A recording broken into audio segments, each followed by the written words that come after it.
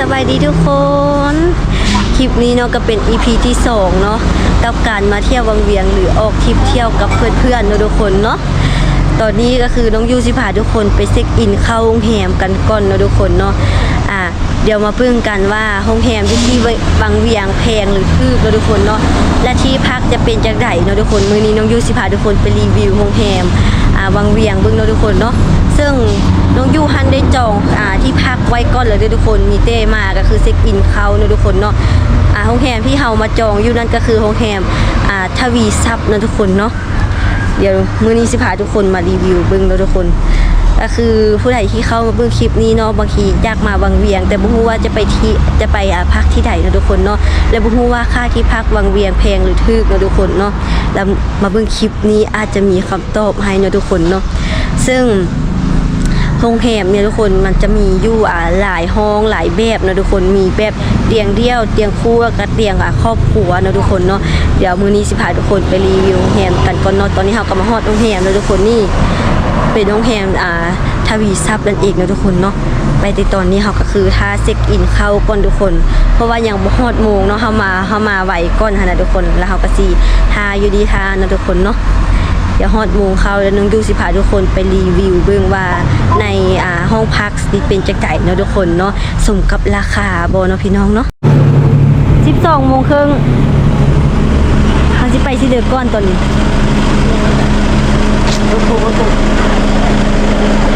ตอนนี้เพิ่นยังบ่ทันให้เช็คอินเข้าเลยทุกคนเนาะเนื่องจากว่ายังบ่ฮอดโมงเข้าก็ฮอดจักโมงนึงเนาะเพิ่นให้เช็คอินเข้า 12:30 นตอนนี้ก็จักโมงโดล่า 11 โมงว่ะป้าโดล่านี่อินเลิฟกับผู้สาวแฮงช่วงนี้นะตอนนี้ก็ 11:49 นาทีทุกคนเฉพาะเพิ่นบ่ทันให้เช็คอินเข้าเนาะตอนนี้ก็คือพากันเก็บเครื่องเก็บกระเป๋าลงแล้วทุกคนเนื่องจากว่าเฮาสิท่านี้ประมาณ 12 โมงแล้วเฮาสิเข้าโรงแรมเลยทุกคนและอายเพิ่นก็สิไปบ่อนใหม่เนาะเนื่องจากว่าเฮาสิไปพายเรือเนาะทุกคนนอนแรงนะจะมีรถมารับอีกคันนึงซึ่งเฮารถที่ทุกคนลืมบอกไปว่าเฮาเหมามาเลยเด้อเนาะพาเที่ยวเลยเนาะทุกคนเนาะเบิ่งแต่ละคนเหงื่อเตะเหงื่อไหลอยู่เนาะแม่นอยู่เหนื่อยประมาณ 12 โมงเลยเนาะอีกครึ่งนาทีอีกครึ่งชั่วโมง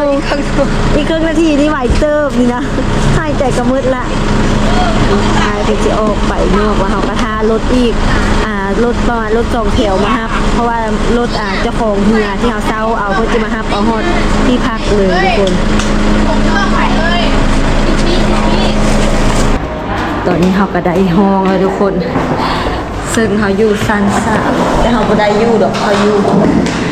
ในห้องหมดแล้วในหมดแล้วมันบอก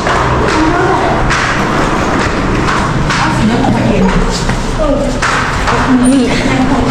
ในหมดแล้วทุกคนของอี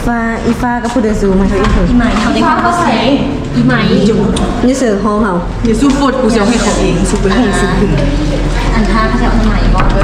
ฉันสู้กับว่าอยู่ห้องเขาจะไปอยู่ห้องไปกูนอนเนี่ยอันนั้นใหม่บ้านเสร็จเดี๋ยวเขาจะไปอยู่ห้องหมู่เขาท่าทุกคนรีวิวห้องหมู่เขาก่อนโอ้โห2 เตียงนะทุกคนว้าวไปนอนละบ้ามาท่ายิ่งบุมักแอร์แล้วมานอนนี่เขาเฮงบอกนี่นะทุกคนเนาะก็สิเห็นวิวประมาณนี้เลยนี่ก็ได้อยู่ห้องก็คือเขาจะจัดอยู่จะซีนทุกคนเนาะผู้หญิงจะอยู่ผู้หญิงท่านก็คือห้อง1 ต่อ 2 คนแล้วผู้ชายท่านมี3 คนผู้ชายมา3 คนก็คือจะเฮ็ดห้องเดียวเลยก็คือห้องอะไรก็เขาห้องครอบครัวประมาณนี้เนาะอยู่รวมกัน3 คนเบิ่งห้องน้ำสะอาดบ่ห้องน้ำสะอาดบ่อุ้ยห้องน้ำก็สิอยู่ประมาณนี้เลยทุกคนนี่มีอันเตาน้ำอุ่นพร้อมเนาะก็คือครบนะทุกคนเนาะห้องน้ำก็ได้เนาะห้องซึ่งห้องเขาเช่าที่เป็นห้องแอร์นะทุกคนเนาะเป็นห้องแอร์เป็นห้องแอร์โรงแรมก็มีห้องพัดลมมีแต่ที่มีแต่อันนั้นบ้านอะไรห้องพัดลมโอเค เคอยู่เนาะ ก็คือราคาก็คือคืนหนึ่ง200,000ต่อห้องเนาะพี่น้องเนาะคืน200,000 จะประมาณ20นาทีนี่แหละเขาก็ไปห้องเขา มีห้องเขายังบ่แล้วยังอนามัยอยู่ เมื่อกี้เพิ่นว่าให้ว่ายังค่าอีก30นาที1 โมงครึ่งจึงให้ขึ้นมาพอดีเป็น1 วันที่เขาก็เก็บมาให้ตัวโอเคอยู่นั่งท่ายืดตั้งมันจน ผู้ใดกำเงยเนาะ ผู้ใดกำเงยต้องการพักผ่อนแล้วนะทุกคนนะเพราะว่าเฮาสิเติมพักผ่อนแล้วก็เติมพลังไปตอนแรงนี่ก็คือสิพากันไปลองเหือแล้วก็พากันไปนั่งชมวิวอีหยังสักอย่างหลายอันเนาะทุกคนเนาะเดี๋ยวรอติดตามพี่ต่อไปอีก เป็นไผ่นอน ฮะ เตียนใหญ่เป็นไผ่นอนกับไผ่ โดลากับวีนอน คิดว่าให้อันมันมีกาแฟไผ่นอนกัน จกสลากได้ละได้ จงสลากวะ เขาจกเรียบร้อยละอียิ้มคู่กับบักวีวะคู่กับเผือบ่ กูกับมึง บ่เฮาสองคนบ่ได้จกเพราะว่าเฮาสิไปนำกัน แล้วเพิ่งหันแยก แล้วเวียงคู่กับโดล่าอีปูคู่กับอีฟ้า และอีน้อยกับหมู่ปูกะเทเขาเว้าอยู่กันอยู่ห้องให้มึงก็ขึ้นว่าเงียบๆก็เป็นว่ามึงเข้าใจแล้วซะเนาะก็คือเฮาจกสลากพายเหือเนาะทุกคนเนาะเนื่องจากว่าผู้ใดก็แบบบ่ฮู้ว่าสิคู่กับไผนะแล้วผู้ใดก็อยากคู่กับผู้นั้นผู้นี้จังซี่นะมันตามๆกันก็เลยว่าเอาจังซี่เอาสลากซะ กูเทไปงานอย่างก่อน ไปซี่ก็เลยว่าจกสลากมันเริ่มสินอนละสินอนแล้วเอานอนซะสนาเฮาสิไปบัดนั้นเดี๋ยวจักพักหนึงเฮาสิไปรีวิวห้องกันนะทุกคนเนาะอย่ามาเบิ่งว่าห้องเฮาสิได้ห้องหนังห้องหยังเนาะตอนนี้เฮาก็สิไปเข้าห้องของเฮาทุกคนเนาะห้องเบอร์เก่าดิบ่สิห้องนี้ก็จังวะอันนี้ห้องผู้ใดห้องซ่ามานอนแล้ววะ เอาใครบ่ได้ ไปห้องเบอร์10ใครบ่ได้ แล้วมาเด้ บ่มึงก็ใครเป็นอยู่วะ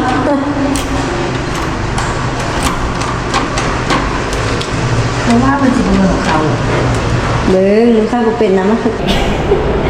นี่น้องยูไข่เองทุกคน น้องอยู่ข้างเองคน นี่ห้องเฮาก็สิประมาณลักษณะคือกันเลยห้องเฮาก็ได้เนาะ เอ้าโฮงแหมอันเดียวกันสิมันลักษณะต่างกันจังได๋แต่ต่างกันในอันนี้แหละถอดรหัสนี่น่ะมันเบิ่งบ่ได้ ลืมกระเจียออกเนาะเข้าไปล็อกยังล็อกเลยนี่ห้องก็สิประมาณนี้เลยเนาะพี่น้องนี่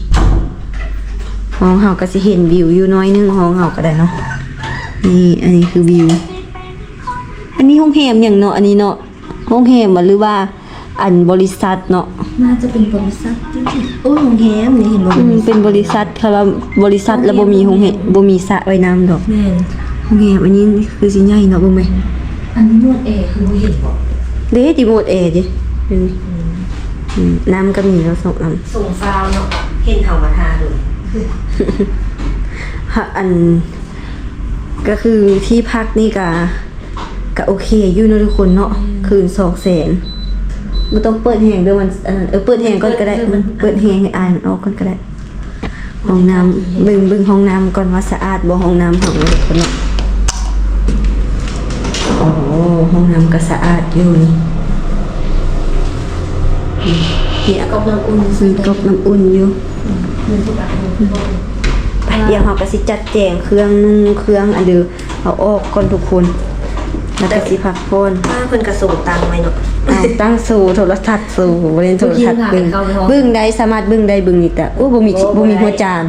เบิ่งบ่ได้มันถ้าตังไว้ซื้อเมื่อกี้นี่พากันไปกลุ่มเปิดอยู่ห้องกันอีน้อยนะจะไปเปิดบ่ได้แล้วเขาว่าบ่แม่นเพิ่นเอามาตังไว้ซื้อว่า พากันหัวติ เรียนยุ่งบ่ทุกคน โอ้ ธรรมดา เกือบโดดลงกันชื่อกัน คือฝุ่นตกลงมา ตกลงมาทุกคนก็คือที่พักอยู่วันนี้ก็คือว่าโอเคอยู่เนาะทุกคนเนาะแต่ว่า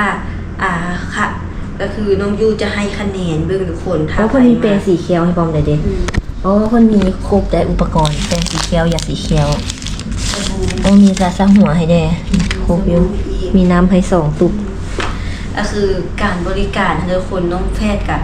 ให้เนาะ10ก็สิให้อยู่ประมาณ5นะทุกคนเนาะการบริการแต่ว่าห้องเรื่องสะอาดอันเดียวก็คือสิให้อยู่ประมาณ 10ก็สิให้อยู่ประมาณ8เนาะทุกคนเนาะก็สิประมาณนี้แหละพี่น้องเดี๋ยวสิขอตัวเก็บเครื่องก่อนเบิ่งเครื่องเอามานี่ก็2คนปาดมาอยู่ทิศ โอ้ขนาดเอาใส่ถุงใส่คุณถุงแล้วถุงนี้ถือว่าได้พูดน้อยได้ เฮาใส่2คนนี่เฮาเลยว่าคือวันใหญ่อยู่ ได้เพิ่นอันเอาข้อเกาะมาให้5อันแล้วนี้สุดเฮามี5ตัวตัวผู้หนึง อ๋อเอามาอยู่ก็ได้สิซากนะ คิดว่าบ่เอามา โอ้ ซากบ่เอา กระจกกระจกสวยอยู่นะ ถ้าเขาแต่งหน้านี่เนาะป้านาคือเยิมเถอะอยู่ ทุกคนตอนนี้เขาก็เซ็กอินเข้าแห่ไปที่ฮอยแล้วเนาะตอนนี้ก็ตัดภาพมาอีกทีน้องแฟดก็พาทุกคนมากินข้าวอีกแล้ว มีจะกินข้าวนะพี่น้องเนาะซึ่งคลิปเขาไปพายเหือนะทุกคนจะเป็นคลิปหนึงเด้อเนาะสามารถไปเบิ่งได้เนาะทุกคนเนาะอันนี้จะเป็นอีกคลิปนี้เขาก็เลยว่าพาทุกคนเซ็กอินเข้าแฮมแล้วก็สิมากินดาดเนาะทุกคนเนาะบรรยากาศในฮานก็สิประมาณนี้เลยลืมเบิ่งว่าฮานอีหยังซ้ำ บรรยากาศตอนนี้ทุกคนเดี๋ยวเราสิมารีวิวเบิ่งอาหารเนาะที่มีอย่างเด้มีครบทุกอย่างหมูหอยปูปลา โอ้ยอย่าปี เอาไปเข็ม เฮ้ยสูงคนหนาวคนแต่สูงมึงแม่คนขี้วะคนขี้ให้อะคนขี้กูยืนทั้งหลัง กระ บะ เป๋า ปีแล้วบะ เนาะ ปี ทุกคนเนาะ มันหนัก ซึ่งเป็นบุฟเฟ่ต์เด้อทุกคนเด้อเนาะบริการเองเสิร์ฟเองเนาะและคนหนึ่ง163,000 กีบเนาะทุกคนเนาะต่อคนแล้วเพิ่นก็จะมีตำให้เนาะตำฟรีเนาะทุกคนเนาะนี่น้ำหวานฟรีเนาะทุกคนเนาะอันนี้ก็คือผู้ใดก็แบบต่างคนต่างเสิร์ฟตอนคิดก็เอาไปหลายๆได้แต่ที่ส่งมาเตรียมแล้ววันนั้น เน้นกุ้งจ้ะคนนี้ ดูดีบรรยากาศก็คือแบบบรรยากาศดีเฮงทุกคนเนาะนะฮะซึ่งเป็นฮาน33บางเวียงประมาณนี้เนาะทุกคนเนาะฮานบุฟเฟ่33บางเวียงอากาศดีเฮงทุกคนบรรยากาศมื้อนี้คือแบบเหมาะกับการกินดาดเอง ผมได้กินได้แล้วบอกอ่ะเวลาสาวเลย จะไปทานอย่างตักอีก ไม่เช่นบอกเป็นยังไงมาได้อยู่ thank you เอาไปที่ซื้อเองทุกคนซื้อเองแบบนี้เลย ซึ่งเขานั่งนำกัน3 คนเนาะ นี่เขานั่งนำกัน3 คนอันนี้ก็สิโต๊ะยาวไปอีกโต๊ะนึงเนาะทุกคนเนาะแต่ว่าโต๊ะมันคือแบบบ่พอคนขนาดเขาก็เลยว่าแยกออกมาเนาะแยกออกมาอีกทุกคนตอนนี้ก็คือแบบเอาไฟไหม สิไฟไหม้กุ้งอ่ะนี่เราใส่ส่งโมเนาะทุกคนจานอยู่นี่นี่ทุกคนไม่เร็วจ้านี่สุกแล้วมั้ง ลมเรื่องนี้นี่ 2 โมเนาะฝั่งคุณก็คือแบบคึกคักขนาดของคุณแต่ก็ว่าเป็นอย่างเนาะเขาก็กินทั้งพี่ก็คือแบบน้อยคนแล้วมันจะมีพยาธิเนาะ น้อยแล้วก็สิใส่เตาอันใส่ท่าเดี๋ยวนี้ทุกคน เอาไปให้มันแกะ ได้คลิปอยู่นี่ก็มีก็บอกกินแล้วแม่ เอามาสิแกะให้ มีคนแกะกุ้งให้เราแล้วจ้า ไม่ใช่ เพื่อนเราเอง เพื่อนเราเองที่แกะกุ้งให้ อย่าไปหวังแค่คนอื่นมาก็คือตัวนี้ก็คือเจงมาหน่อยนึงแหละนี่ปีง ไม่กิน อันนี้ก็ได้อันนี้ก็ปีงทุกคนดำละมาทุกคนเขาจะมากินกัน ที่แกะเป็นอย่างนี้ เบื้องกุ้งอยู่จานอยู่ไหมแล้ว อยู่ทำไม กุ้งอันนี้ก็คือปีงบุทันแล้วทุกคนโกแหงพูดนี่ ยังบ่สุกค่ะ สุกแล้ว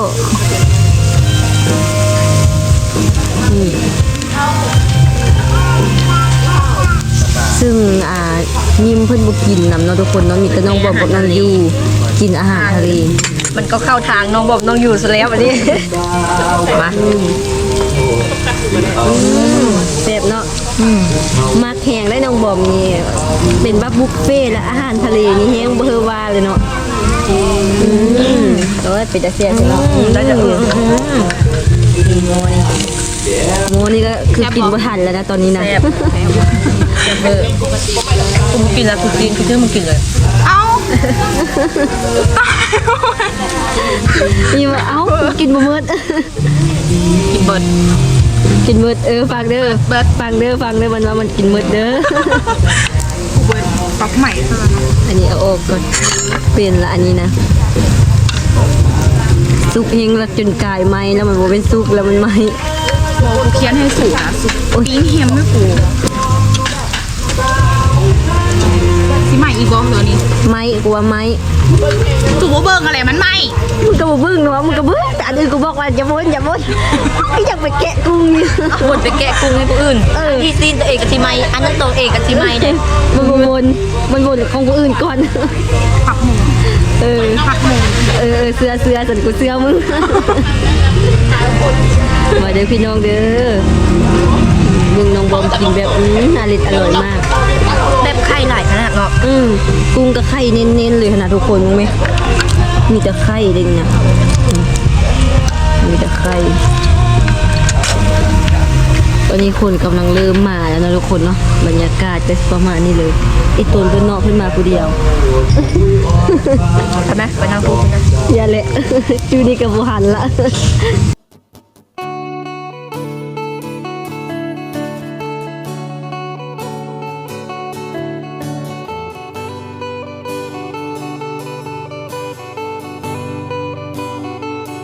ตอนนี้ก็กินอิ่มแล้วเนาะกินอิ่มแล้วทุกคน แต่ว่ายัง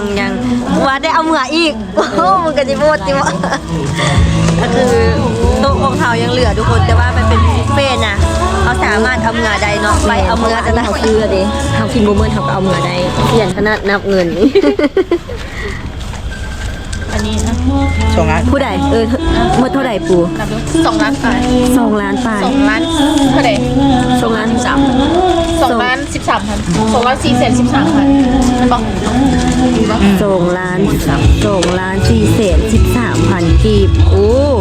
วันนี้เป็นเจเลยนะเนี่ย กลับบ้านก็คือกินมาม่าต้องมี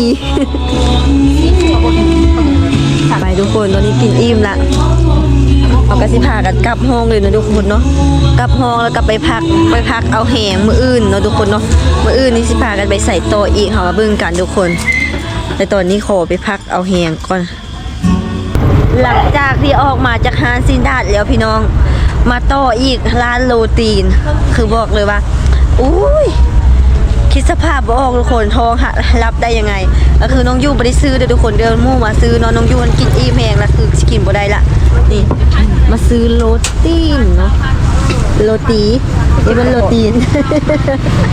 นี่บ่ด้านแรกเป็นกระสินราดน้ำมัน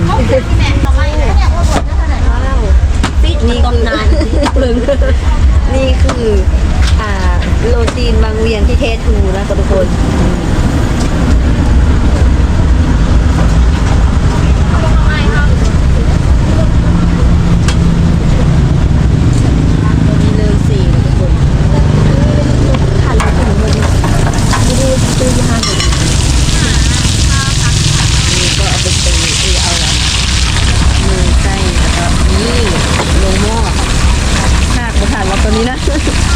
เตาะไก่ใส่นี่เป็นกระโปงเยอะแบบนี้ที่ผมเ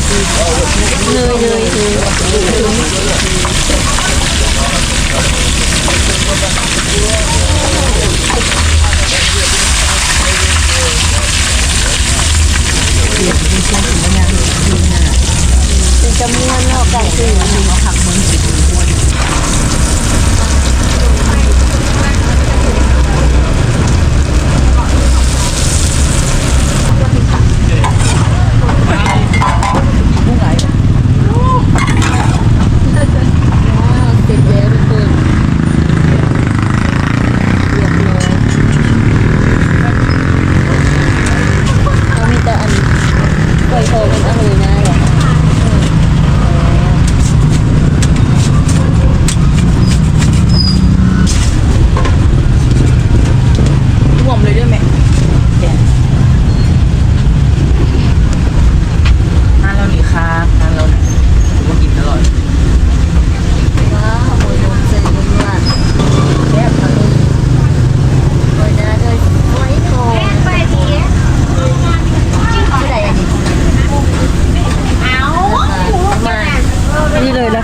ทุกคนเนาะ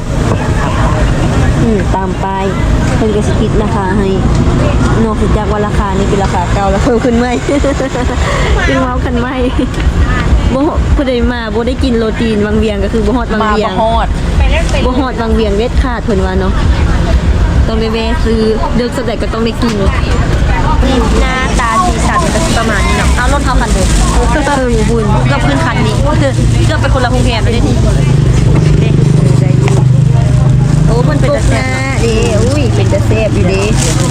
ดาบ่แล้วโรตีนวังเวียงหอมมาก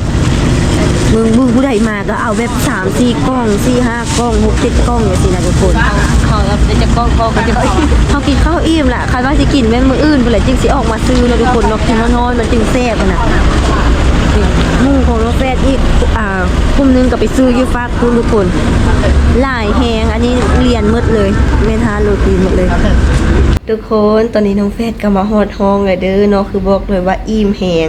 พอเต็มมาฮอดห้องก็คือหัวลงหมอนเลยอยากนอนแฮงตอนนี้ทุกคน โอเคนะทุกคนมื้อนี้ก็พาทุกคนมาเช็คอินเข้าโรงแรมแล้วก็พาทุกคนไปกินดาดก็คือแบบโอ้โหบุฟเฟ่ต์กุ้งล้วนๆอาหารทะเลคือแบบสุดยอดเลยเข้าทางน้องบอมกับน้องยิ้วเนาะคนละ60คนหนึ่งบุฟเฟ่ต์คนหนึง63,000เนาะทุกคนเนาะโอเคเด้อทุกคนเดี๋ยวน้องแฟดจะขอตัวนอนก็เด้อเนาะตอนนี้ก็เป็นเวลาประมาณ11 โมงกลางคืนเนาะหรือว่าจะ3 ทุ่มบ่บ่3 ทุ่มประมาณนี้เลยเนาะทุกคนเนาะโอเคทุกคนสำหรับคลิปนี้ก็ขอฝากทุกคนกดไลค์กดแชร์กด Subscribe ให้น้องปอมน้องยูเด้อลาไปก่อนเนาะพี่น้องฝากทุกคนติดตามคลิปหน้าเด้อเนาะสำหรับคลิปนี้ลาไปก่อนเนาะพี่น้องเนาะกูดไนท์เด้อเนาะ